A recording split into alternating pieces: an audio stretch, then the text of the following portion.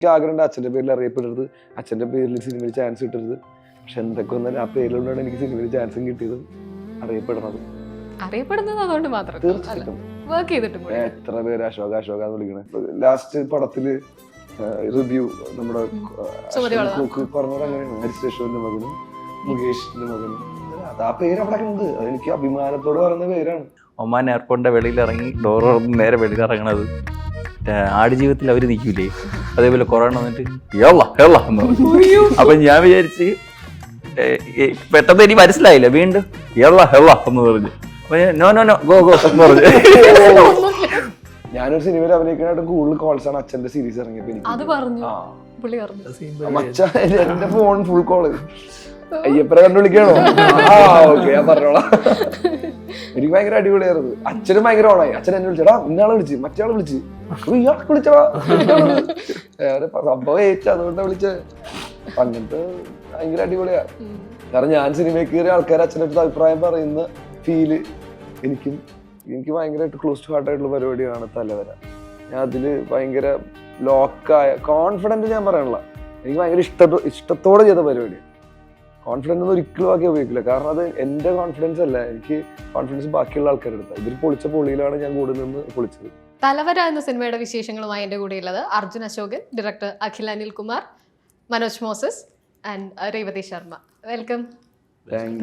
പൊതുവെ അഖിലിന്റെ പടങ്ങൾ ഇപ്പൊ നമുക്കറിയാം, ഗീതു അൺചെയിൻഡ് ആണെങ്കിലും അല്ലെങ്കിൽ അർച്ചനയാണെങ്കിലും ഫീമെയിൽ സെൻട്രിക് ആയിരുന്നു. അതുപോലെ ഒരു പൊളിറ്റിക്സ് പറഞ്ഞിട്ടുണ്ട്. പക്ഷെ അത് കംപ്ലീറ്റ്ലി പൊളിറ്റിക്സ് പറയാൻ വേണ്ടിയുള്ള ഒരു പടമായിരുന്നില്ല.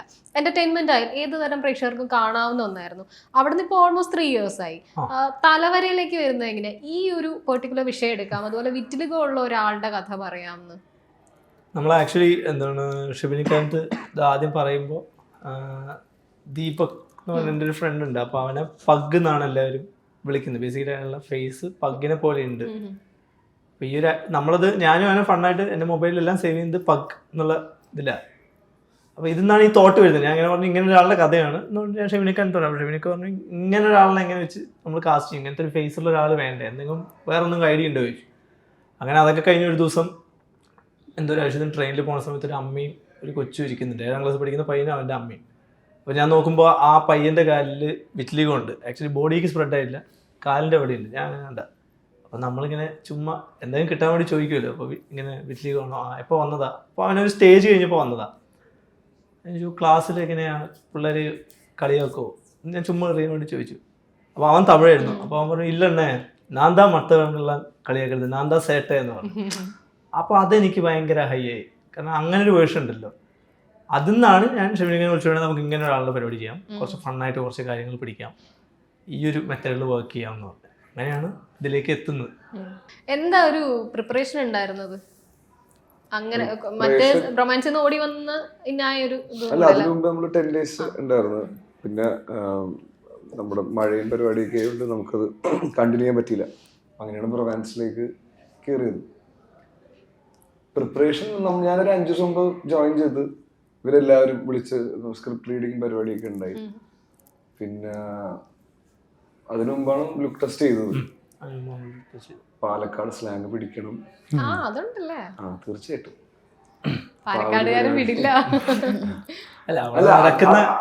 അതൊരു രസമാണ് ആക്ച്വലി കേൾക്കാനും. അതിന്റെ ഒരു സ്റ്റൈല് രസമുള്ള ഒരു പരിപാടിയായിരുന്നു. അപ്പൊ അതെല്ലാരും പിടിക്കണം. ഇവനൊക്കെ തിരുവനന്തപുരം പ്രോപ്പറാണ്. എന്റെ വിളിപ്പേര് പാണ്ടാന്നാണ് എന്റെ അകത്ത്. പാണ്ട അല്ലേ, പാണ്ട. അപ്പൊ എടേ പാണ്ഡേ എന്നാണ് വിളിക്കേണ്ടത്. ഇവന്റെ വായനപ്പോൾ എന്തിനിടെ പാണ്ഡേ ഫുൾ എല്ലാ ഷോട്ടില് തന്നെയാണ് അവൻ. അപ്പൊ ആ ഒരു പ്രിപ്പറേഷനൊക്കെ നമ്മൾ ടൈം എടുത്ത് ചെയ്ത്.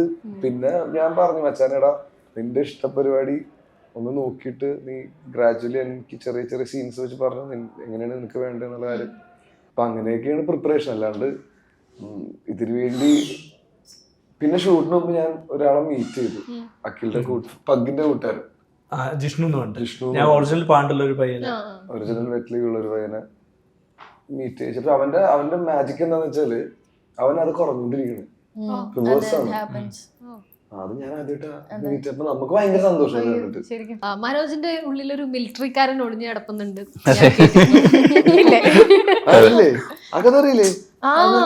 ഞാൻ ആർമിയിൽ സെലക്ഷൻ കിട്ടിയ ആളാണ്. ആ വർഷം കറക്റ്റ് ആയിട്ട് എക്സാമിൽ എക്സാം ക്യാൻസൽ ആയി പോയതാ. ഓക്കെ, അതാണ് എന്റെ തല. അതെങ്കിലും അറിഞ്ഞില്ല, അല്ലെങ്കിൽ എന്തെങ്കിലും അതെ പറയണ്ടേ. എനിക്ക് കുറച്ച് ദുബായ് കഥകളെ അറിയാത്ത അതെന്താന്ന് അറിയാത്ത കഥ പറ. അത് ഈ ഇടയ്ക്ക് പോയപ്പോഴത്തേക്കും മസ്കറ്റിൽ പോയിരുന്നില്ലേ, മസ്കറ്റിൽ പോയി ഇങ്ങനെ നമ്മൾ എയർപോർട്ടിൽ നിന്ന് വെളിയിൽ ഇറങ്ങിയപ്പോഴത്തേക്കും എൻ്റെ ഫോണ് സിം കട്ടായി. അപ്പൊ അവിടുത്തെ ദുബായ് സിം തരുമല്ലോ, ദുബായ് അല്ല ഒമാൻ സിം തരുമല്ലോ. അപ്പൊ സിം ഇട്ടിട്ട് വർക്ക് ചെയ്യുന്നില്ല.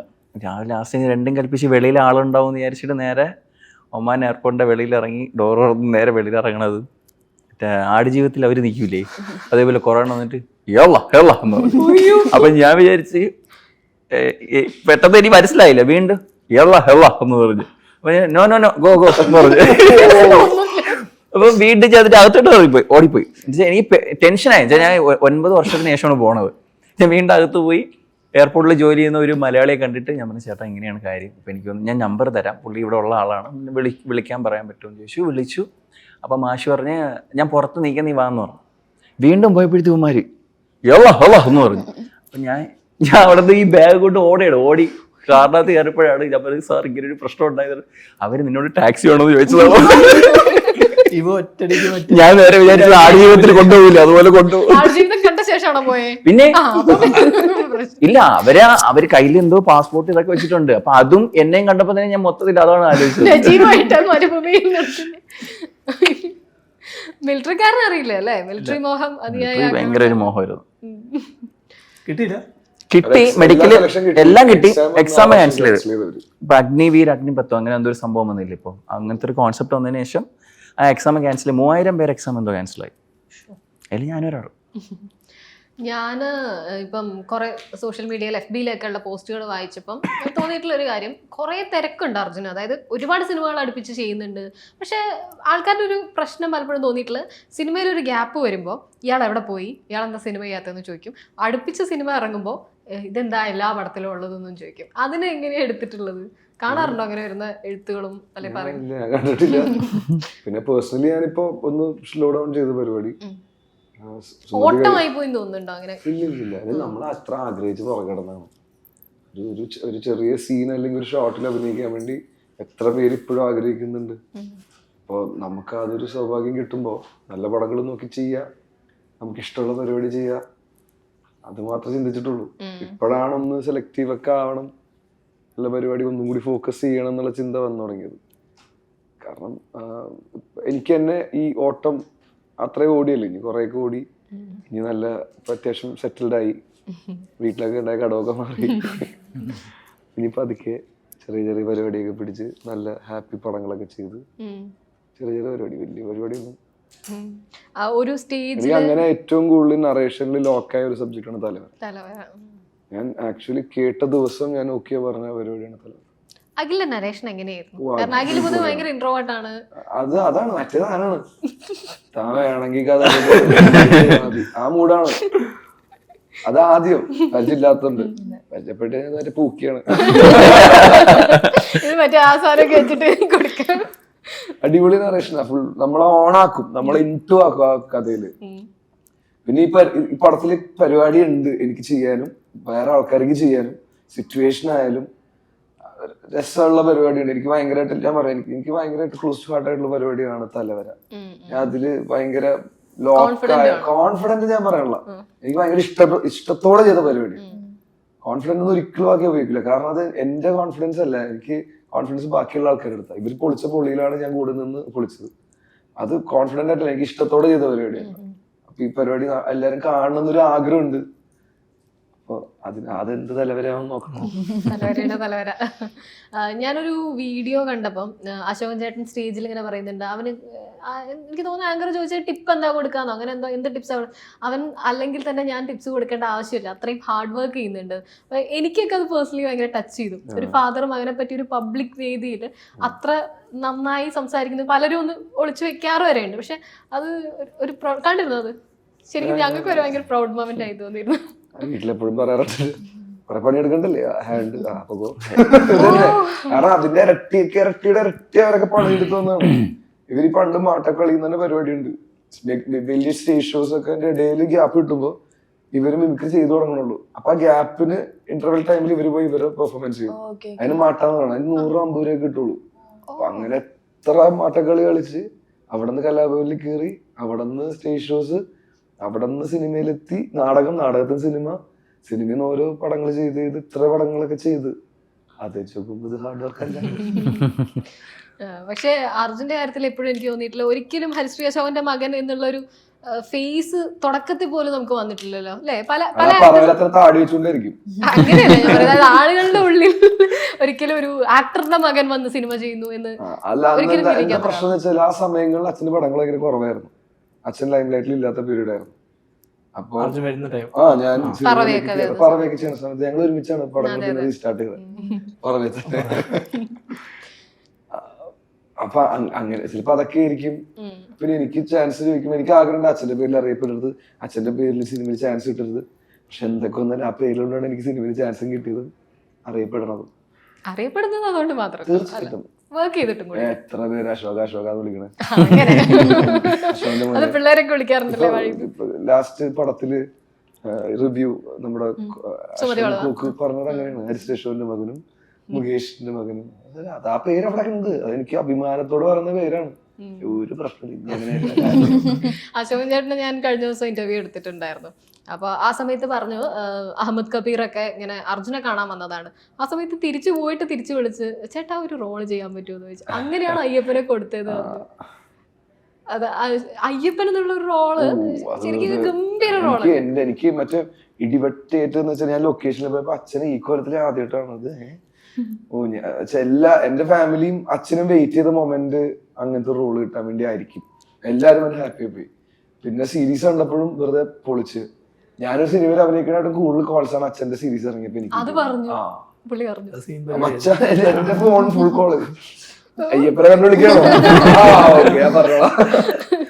എനിക്ക് ഭയങ്കര അടിപൊളിയായിരുന്നു. അച്ഛനും ഭയങ്കര ഓണായി. അച്ഛൻ എന്നെ വിളിച്ചടാ, ഇന്നാളെ വിളിച്ച്, മറ്റേ വിളിച്ച്, ഇയാൾക്ക് വിളിച്ചടാ, സംഭവം ഏറ്റവും അതുകൊണ്ട് വിളിച്ച. അങ്ങനത്തെ ഭയങ്കര അടിപൊളിയാ. കാരണം ഞാൻ സിനിമയിൽ കയറിയ ആൾക്കാർ അച്ഛൻ്റെ അടുത്ത് അഭിപ്രായം പറയുന്ന ഫീല് എനിക്കും. പിന്നെ ഞാൻ കുറെ നാളെ അച്ഛൻ്റെ ഒരു പരിപാടി വേണം എന്ന് വെച്ചത്, അത് കറക്റ്റ് കലക്ക സാധനം കിട്ടി. ഇനി അടിപൊളി പരിപാടികളായിട്ട് പറഞ്ഞു, ലിസ്റ്റ് നീളത്തിൽ പറഞ്ഞിട്ടുണ്ട്. പരിപാടിയുണ്ട്.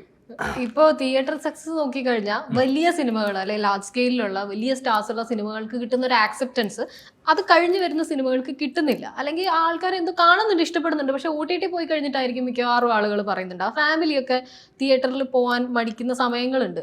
നല്ല സിനിമയാണ്, പക്ഷെ ഞങ്ങൾ OTT-യിലാണ് കണ്ടത്. അപ്പം ഈ പറഞ്ഞ പോലെ വലിയൊരു സിനിമയല്ല, വലിയ സ്കെയിലുള്ള സിനിമയല്ല, അങ്ങനെ ഒരു സിനിമയായിട്ട് തിയേറ്ററിൽ വരുമ്പോൾ അതിൻ്റെതായ ഒരു ടെൻഷൻ ഉണ്ടോ ഇപ്പോഴത്തെ ഒരു ഓഡിയൻസിനെ? ഇല്ല, ഇതിലിപ്പോൾ കാണുന്ന പ്രേക്ഷകന് ഇപ്പോൾ ഒരുപാട് ആൾക്കാർ ഇരുന്ന് കാണുമ്പോൾ ഒരു സാധാരണക്കാരൻ്റെ സംഭവം ഈ പ്രേക്ഷകൻ സിനിമയായിട്ട് കണക്ട് ചെയ്ത് കഴിഞ്ഞാൽ ആ ഒരു ഇമോഷണലി സിനിമ വർക്ക് ആവുമെന്ന് എനിക്കൊരു പ്രതീക്ഷയുണ്ട്. റീസെൻ്റ്ലി ഇറങ്ങിയ സൂ ഫ്രം സോ എന്ന് പറയുന്ന പടം അതിനൊരു ബെസ്റ്റ് എക്സാമ്പിളാണ്. കാരണം അത് വളരെ നിങ്ങൾ പറയുന്ന രീതിയിലാണ്, അത് വളരെ ചെറിയ സിനിമയാണ്, പക്ഷെ അത് ഓഡിയൻസിന് വർക്കായി ആൾക്കാർ കാണുന്നുണ്ട്. അപ്പം നല്ല സിനിമകൾ വന്നാൽ ഓഡിയൻസ് ഏറ്റെടുക്കുന്നതാണ് ഞാൻ വിചാരിക്കുന്നത്. ആ ലിസ്റ്റിൽ എൻ്റെ സിനിമയും വരണം എന്നാണ് ഞാനും ആഗ്രഹിക്കുന്നത്. അങ്ങനെ തന്നെ വരട്ടെ. മനോജ്, വാലിബന്റെ ശേഷം ഇപ്പൊ ഞാൻ നേരത്തെ കണ്ടപ്പോ ചിന്നപ്പയ്യാന്ന് വിളിച്ചില്ലേ, അതുപോലെ ആളുകൾ തിരിച്ചറിഞ്ഞ് വിളിക്കാറുണ്ടോ? ഇടയ്ക്കൊക്കെ ഞങ്ങളിവിടെ വിഷ്ണുവാണ് കൂടുതൽ വിളിക്കുന്നത്. പൊടി വാലിബ എന്ന് വിളിക്കുക. ഈ തമിഴ് പറഞ്ഞ പോലെ തമിഴല്ലേ ബേസിക്കലി? തമിഴ് ഞാൻ ജനിച്ചത് തമിഴ്നാട്ടിലാണ്, വളർന്നതൊക്കെ. ഞങ്ങൾ അറിയണ എപ്പോഴാണെന്ന് അറിയോ? ഇതിന്റെ ഷൂട്ട് ഉണ്ടായ സമയത്ത് അതുവരെ ഞങ്ങളുടെ കൂടെ ഒരു 10 ദിവസം ഉണ്ടായിരുന്നു. ചോദിച്ചപ്പോ നാണും തമിഴ് അല്ല, എനിക്ക് തമിഴ് ആൾക്കാരെ സംസാരിക്കുന്ന ഒരാളെ കിട്ടുമ്പോ നമുക്ക് സംസാരിക്കണം. അല്ല, കൊറേ ദിവസത്തിന് ശേഷമാണ് അങ്ങനെ മീറ്റ് തമിഴ് സംസാരിക്കാൻ പറ്റും. അല്ല നിങ്ങൾ സംസാരിക്കാൻ പറ്റില്ല. അല്ല, അത് രേവതി ഡയറക്ടർ എനിക്കറിയാം, പടം കണ്ടിട്ടുണ്ട്. ചെന്നൈന്ന് വരണം, പാലക്കാട് അങ്ങനെ അതുകൊണ്ട് പിന്നെ സംസാരിച്ചു പോയതാ. എല്ലായിട്ടും സംസാരിച്ചില്ലല്ലോ ഞാൻ. എനിക്ക് കോസ്റ്റ്യൂം മാറാൻ വേണ്ടി പോയി പച്ചോട്ടൊക്കെ വിളി തമിഴ് പിന്നെ പറയാം. തമിഴ് പിന്നെ പറയാം. തമിഴിന്ന് ഓഫറുകൾ വന്നിരുന്നോ വാലിബന്റെ ഒക്കെ ശേഷം? ഒരു ഓഫർ വന്നിട്ടുണ്ടായിരുന്നു. കലക്കം പരിപാടി വന്നു, പക്ഷെ അത് പടം അങ്ങ് നീണ്ടുപോയി. അരുൺ മാതേശ്വരൻ സാറിന്റെ ഒരു പരിപാടി. അപ്പൊ എടുത്തിട്ട് അറ്റൻഡ് ചെയ്തിട്ട് അല്ല, അത് ഓഡിഷൻ അറ്റൻഡ് ചെയ്തു, പിന്നെ അത് പടം അങ്ങനെ ഓൺ ആയില്ല. അത് ഇങ്ങനെ അത് പോയി. ഗരുഡനാണ് കുറച്ചുകൂടെ ഫെയിം തന്നിട്ടുള്ള പടം അല്ലേ? തമിഴിൽ നിന്നും മലയാളത്തിൽ അഖിലിന്റെ കൂടെ വർക്ക് ചെയ്യുമ്പോഴും അവിടെ ഡയറക്ടേഴ്സിന്റെ കൂടെ വർക്ക് ചെയ്യുമ്പോൾ എന്താ ഒരു ഡിഫറൻസ് തോന്നിയിട്ടില്ല ഇവിടുത്തെ ഒരു ഫിലിം കൾച്ചറൊക്കെ? ഐ തിങ്ക് ഞാൻ മുമ്പ് പറഞ്ഞ പോലെ തമിഴിൽ കുറച്ചുകൂടെ പ്രൊഫഷണൽ ആണ്. ലൈക്ക് എനിക്ക്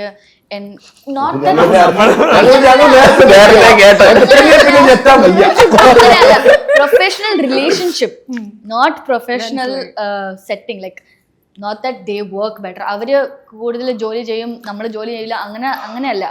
അവരുടെ റിലേഷൻഷിപ്പ് കുറച്ചുകൂടെ പ്രൊഫഷണൽ ആണ്. ഇൻ ദ സെൻസ് ലൈക്ക് ഞാനിപ്പോൾ അഖിലിനോട് സംസാരിക്കുന്നതോട് പോലെ ഞാൻ മറ്റു ഡയറക്ടേഴ്സിൻ്റെ അടുത്ത് അത്രയും ഫ്രീ ആയിട്ടോ അത്രയും ഓപ്പൺ ആയിട്ടോ ആ ഡിസ്കഷൻസ് എനിക്ക് ഉണ്ടായിട്ടില്ല. അവര് എനിക്ക് എൻ്റെ റോൾ എക്സ്പ്ലെയിൻ ചെയ്യും. അവരെനിക്ക് എൻ്റെ ഞാൻ പോയി ജോലി ചെയ്ത് ലൈക്ക് തിരിച്ച് കാരവാനിൽ വരും, അങ്ങനെയായിരുന്നു. ഇത് നമ്മൾ പോകും, എൻ്റെ ഷോട്ട് കഴിഞ്ഞാൽ ഞാൻ അവിടെ തന്നെ ഇരിക്കും, നമ്മൾ ചില്ല് ചെയ്യും, അഖിലിൻ്റെ അടുത്ത് സംസാരിക്കും, ലൈക്ക് നമ്മൾ തമ്മിൽ സംസാരിക്കും, ഓൾ ഓഫ് ദാറ്റ്. അങ്ങനെ ഡിഫറെന്റ് പേഴ്സണൽ കണക്ഷൻസ് കുറച്ചുകൂടെ ഇവിടെ ആണ്. But I am not saying അത് നല്ലതാണോ അതിലോ ഇതും നല്ലതാണോ അങ്ങനെയൊന്നും പറയുന്നില്ല. രണ്ടും ഡിഫറൻസ് ഇതാണ്, അത്രേ ഉള്ളൂ. That's A different environment. May be ആ ടീം അങ്ങനെ ആയിരുന്നിരിക്കും, കാരണം അത് കഴിഞ്ഞ് ഞാൻ വർക്ക് ചെയ്തതും കുറെ ഇതേപോലെ കുറെ ചില്ല് ചെയ്യുന്ന ടീമായിരുന്നു. So that's the main difference I have seen. മുമ്പ് ഞാൻ അച്ഛനെ ഇന്റർവ്യൂ എടുത്ത സമയത്ത് അശോകൻ ചേട്ടൻ എന്നോട് പറഞ്ഞിട്ടുണ്ടായിരുന്നു, ഇങ്ങനെ പൈസ ജസ്റ്റ് വീട്ടിൽ കൊടുത്തിട്ട് അതേപടി തിരിച്ചു പോയ ഒരു കാലം ഉണ്ടായിട്ടുണ്ട്, അങ്ങനെ ഓടിക്കൊണ്ടിരുന്ന സമയം ഉണ്ടായിട്ടുണ്ടെന്ന്.